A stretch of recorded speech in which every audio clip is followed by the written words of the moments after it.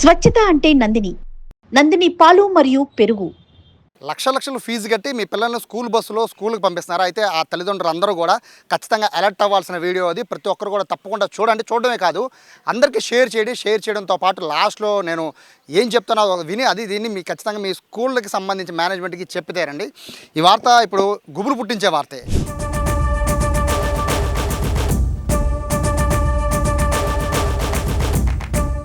ప్రస్తుతం నా వెనకాల బస్సు కనబడుతుంది కదా, ఈ బస్సు శ్రీ చైతన్య విద్యా సంస్థలకి సంబంధించిన స్కూల్ బస్ ఇది. ఈ స్కూల్ బస్సుని ప్రస్తుతము పోలీసులందరూ కూడా వాహనాలు సీజ్ చేసే ప్రాంతంలో ఈ బస్సుని సీజ్ చేసి పక్కన పెట్టారు.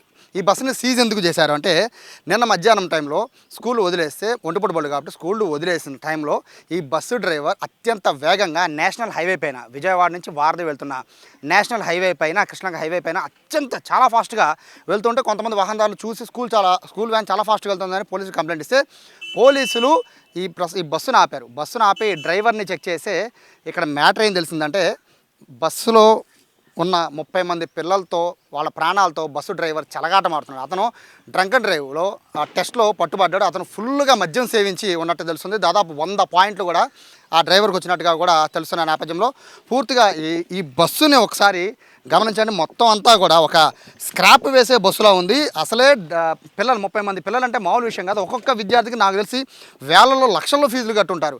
సో అటువంటి పరిస్థితుల్లో ఉన్నప్పుడు ఎలా మెయింటైన్ చేయాలి స్కూల్ బస్సులు అనేది, కనీస కామన్ సెన్స్ అనేది లేకుండా పోయింది. ఇక్కడ డ్రంక్ అండ్ డ్రైవ్ సంగతి పక్కన పెడితే ఒకసారి స్కూల్ బస్సు పొజిషన్ చూడొచ్చు, ఎక్కేటప్పుడు ఎట్లా ఉందో చూడొచ్చు. ఇక బస్సు లోపలికి వెళ్తే ఇంత అధ్వానమైన బస్సులో పిల్లల్ని స్కూళ్ళకి వాళ్ళ గమ్యస్థానాలకు తీసుకెళ్తున్నారంటే అర్థం చేసుకోవచ్చు. మొత్తం కూడా ఇక్కడ మనం చూస్తున్న బస్సులో సీట్స్ అన్నీ కూడా పూర్తిగా చిరిగిపోయి ఉన్న పరిస్థితి. మరోవైపు ఇక్కడ మనం డ్రైవర్ దగ్గర చూస్తున్న ఇక్కడ క్యాబిన్ కూడా చూడొచ్చు, ఎంత అధ్వానంగా ఉందో చూడొచ్చు. ఇక సీటు విషయానికి వస్తే మొత్తం ఎక్కడికక్కడ చిరిగిపోయి ఉన్న పరిస్థితి, పూర్తిగా చిరిగిపోయి ఉన్నాయి. ఇంత డేంజర్ సిచ్యువేషన్లో బస్సుల్ని నడుపుతూ ఉన్నారు, కనీసం పట్టించుకునే పరిస్థితి లేదు. దీంట్లో ఇక బస్సుకు కూడా సపరేట్ ఛార్జ్ ఉంటుంది, ఎందుకంటే వీళ్ళకి తీసుకువెళ్ళడానికి బస్ ఛార్జెస్ సపరేట్గా ఉంటాయి. అయినా కూడా మెయింటెనెన్స్ అనేది ఎంత వరస్ట్గా ఉందో శ్రీ చైతన్య విద్యా సంస్థలు బస్సును చూసి అర్థమవుతుంది. మరోవైపు 30 మంది విద్యార్థులు ఇదే బస్సులో కూర్చొని వాళ్ళు వెళ్తున్నారు. అది మొగల్ రాజపురం నుంచి తాడేపల్లి వెళ్తుంది. అది వెళ్ళే రూట్ అంతా కూడా నేషనల్ హైవే అంటే వారధి మీద నుంచి వెళ్ళాలి. అంత heavy traffic and national highway పైన లారీలు వచ్చే అటువంటి రోడ్ల మీద డ్రంక్ అండ్ డ్రైవ్ చేస్తూ ఏమాత్రం అండ్ మేనేజ్మెంట్ ఎంత పట్టించుకుంటూ ఉందో వాళ్ళ స్టాఫ్ విషయంలో కానీ వాళ్ళ డ్రైవర్ విషయంలో ఎలా ఉందనేది ఈ యొక్క వీడియో చూసే అర్థమైపోతుంది. 30 మంది పిల్లల భవిష్యత్తుని ఒక డ్రైవర్ చేతిలో పెట్టి వదిలేశారు. కనీసం డ్రైవరు తాగి ఉన్నాడా లేదని కూడా గమనించిన పరిస్థితిలో ఉందంటే ఎట్లా ఉందో శ్రీ చైతన్య మేనేజ్మెంట్ అనేది అర్థం చేసుకోవచ్చు. అయితే మరొక ముఖ్యమైన విషయం ఏంటంటే, ఈ డ్రంక్ అండ్ డ్రైవ్లో చాలా వేగంగా వెళ్తున్నప్పటికీ అతన్ని ఆపమని చాలామంది వారించినా కూడా అతను ఆపకుండా అదే వేగంతో వెళ్ళిపోతూ ఉంటే ఒక కానిస్టేబుల్ చూసి వెంబడించి బైక్ని అడ్డుపెట్టి అప్పుడు లోపలికి ఎక్కి అతన్ని పట్టుకొని ప్రశ్నించే టైంలో అతనికి వాసన ద్వారా drunk and drive test breath analyser ద్వారా టెస్ట్ చేస్తే 100 పాయింట్లు వచ్చాయి. అంటే అతను ఫుల్ డ్రింక్తో ఉండి అంత హైవే మీద అంత స్పీడ్తో పోనిస్తాయంటే తల్లిదండ్రులు ఒకసారి ఆలోచించండి, ఎంత దారుణమైన పరిస్థితుల్లో బస్ కండిషన్స్ ఉంటున్నాయి, అలాగే బస్ డ్రైవర్లు ఉంటున్నారు, మేనేజ్మెంట్ ఉంటుంది అనేది ఒకసారి ఆలోచించండి. దీనికి సంబంధించిన వివరాలు అనేది ఇక మొత్తం ఈ బస్సుని పట్టుకున్న ఏ సర్కిల్ ఉందో ఆ సర్కిల్కి సంబంధించిన సిఏ ఉన్నారు, ఆ సిఏని అడిగి మరిన్ని వివరాలు తెలుసుకున్న తర్వాత ఇప్పుడు ఏం చేయొచ్చు అనేది మీరు ఆలోచించుకొని మీరే ఒక నిర్ణయానికి రండి.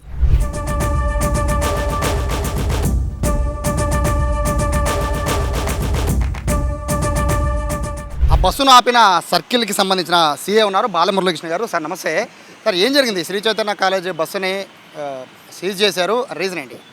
మాకు పబ్లిక్ ఒకటి మా కానిస్టేబుల్ కూడా ఐడెంటిఫై చేశాడు, అది కొంచెం అడ్డదిడ్డంగా నడుపుతున్నాడు అని చెప్పి నేతాజీ పాయింట్ దగ్గర ఉన్న కానిస్టేబుల్ ఐడెంటిఫై చేశారు.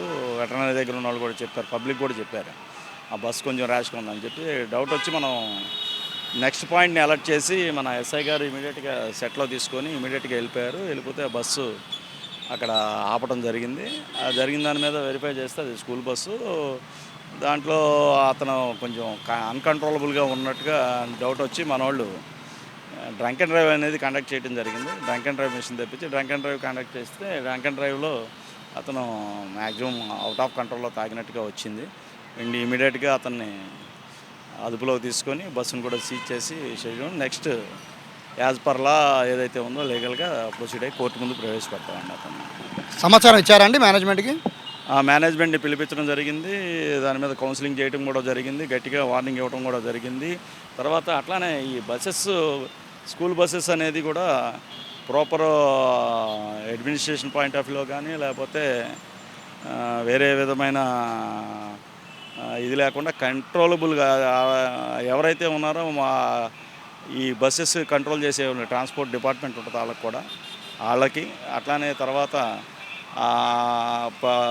ఏదైతే మన స్కూలు ప్రెమిసెస్లో ఏదైతే ఉన్నారో దీని మీద కంట్రోల్ చేసుకుని ఎక్కించేటప్పుడు కానీ దిగేటప్పుడు కానీ అటెండెంట్ ఉంటాడు. అటెండెంట్ని కూడా వెరిఫై చేయాలి. అటెండెంట్ కూడా ప్రాపర్గా డ్రైవర్ కండిషన్ కూడా కరెక్ట్గా చెక్ చేసుకొని బస్సు హ్యాండ్ ఓవర్ చేయాలి. ఎందుకంటే పిల్లల భవిష్యత్తు అనేది మన తల్లిదండ్రులు కూడా మన స్కూల్కి వాళ్ళ చేతిలో పెడతాం జరుగుతుంది. మనం అందరూ కూడా so many people having cars, bikes, everything. కానీ ఎవ్రీబడి ఏం జరుగుతుందంటే బస్సెస్లో వెళ్తే సేఫ్ అనే కాన్సెప్ట్లోనే ఉంటాం. మా పిల్లలు కానీ ఎవరి పిల్లలు కానీ ఎప్పుడు కూడా మనం ప్రిఫర్ చేస్తాం. బస్సు అయితే కొంచెం సేఫ్గా వెళ్తారు, నలుగురితో వెళ్తారు, బాగుంటుంది, సేఫ్ జర్నీ, వాళ్ళకి అటెండెంట్ ఉంటుందని దాని మీద ప్రాపర్గా చేయమని చెప్పి గట్టిగా వార్నింగ్ ఇవ్వడం జరిగింది. వాళ్ళ మీద కూడా మనం చర్యలు తీసుకోవడం జరిగింది. బస్సు కండిషన్ చూస్తే చాలా వరస్ట్గా ఉంది సార్. ఆ స్కూల్ బస్సులో కాదు కదా, కనీసం పేషెంట్లు ఎక్కించడానికి కూడా పనికిరాదు, అంత వరస్ట్గా ఉంది కండిషన్. సో దీని మీద ఏమన్నా చెప్పారా? దీని మీద డిపార్ట్మెంట్కి కూడా ఆర్టీఓ కూడా రాస్తున్నాము మేము. అట్లానే ఈ బస్సు డ్రైవర్ ఎవరిదైతే ఉందో అతని లైసెన్స్ కూడా క్యాన్సిల్ చేయడం జరుగుతుంది. క్యాన్సిలేషన్కి రాయడం జరిగింది, ప్రొసీజర్లో తీసుకెళ్తున్నాము. అట్లానే అందరికి కూడా మేము చెప్పగలిగేది ఏంటంటే పేరెంట్స్ కూడా they have to insist, they have to observe.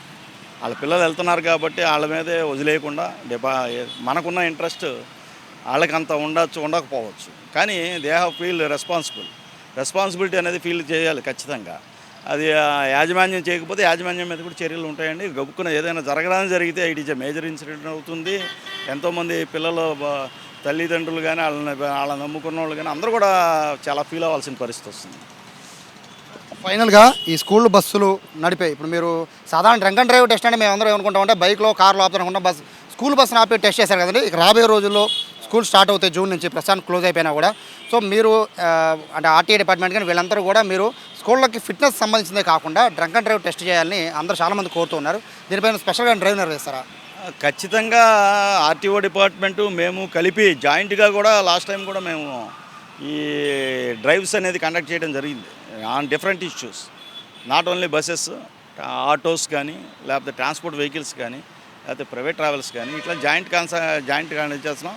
ఫ్రీక్వెంట్గా కూడా మేము అన్ని లారీ డ్రైవర్స్, తర్వాత ఈ కార్లు, ఈ బస్సెస్ మీద కూడా డ్రంక్ అండ్ డ్రైవ్ చేయడం జరుగుతుంది. కొన్ని బస్సెస్ కూడా ఇంతకుముందు ప్రైవేట్ ట్రావెల్స్ బస్ కూడా అవుట్ ఆఫ్ కంట్రోల్లో తాగుంటే దాని మీద కూడా మనం సీజ్ చేయడం జరిగింది లాస్ట్ టైం కూడా. దీని మీద ఖచ్చితంగా చర్య తీసుకుంటాము, 100% చెకింగ్ చేస్తాం. కానీ మేము యాజమాన్యాన్ని వాళ్ళని అందరినీ కూడా కోరేది ఏంటంటే పిల్లలని భవిష్యత్తు దృష్టిలో పెట్టుకొని ప్రతి ఒక్కళ్ళు కూడా దీని మీద చర్య తీసుకోవాలి, ప్రాపర్ శ్రద్ధ తీసుకోవాలి, కేర్ తీసుకోవాలండి.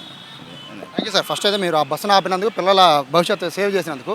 సో ఇది చాలా చిన్న విషయంలా కనబడచ్చు, కానీ 30 మంది పిల్లల భవిష్యత్తు ఒక డ్రైవర్ చేతిలో పెట్టి వదిలేసినప్పుడు చాలా కేర్ఫుల్గా ఉండాలి మేనేజ్మెంట్. కానీ ఇప్పుడు ఓవరాల్ స్టోరీ చూసాక మీకు అర్థమైంది ఏంటి అనేది మీరే ఆలోచించుకోండి. ఎందుకంటే పిల్లల్ని మనం స్కూల్ బస్ ఎక్కి పంపించేయడం కాదు, ప్రాపర్గా ప్రతి తల్లిదండ్రులు కూడా స్కూల్ మేనేజ్మెంట్ ఖచ్చితంగా మాట్లాడి బ్రీత్ అనలైజర్కి సంబంధించిన ఒక మెషిన్ అయితే ప్రతి స్కూల్లో ఉండేలా ఖచ్చితంగా చేయాల్సిన పరిస్థితి. అలాగే వచ్చినప్పుడు డ్రైవర్లు డ్యూటీ ఎక్కేటప్పుడు దిగేటప్పుడు కూడా ఖచ్చితంగా టెస్ట్ చేస్తే తప్ప వాళ్ళు ఈ డ్రంక్ అండ్ డ్రైవ్ నుంచి పిల్లల్ని సేఫ్గా కాపాడే పరిస్థితి అయితే ఉండదు. ఓవరాల్గా ఏదైతే 5 టౌన్ పోలీసులు ఆపారో బస్సును అయితే ప్రస్తుతం సీజ్ చేశారు. అతన్ని కూడా ప్రస్తుతానికి డ్రైవర్ని కూడా పోలీసులు అదుపులో చేసినట్టు తెలుస్తుంది. అలాగే లైసెన్స్ను కూడా ప్రస్తుతం హోల్డ్ చేసినట్టుగా కూడా పోలీసులు చెప్తున్నారు. కెమెరా పర్సన్ కృష్ణతో సాయి, సుమన్ టీవీ, విజయవాడ నుంచి.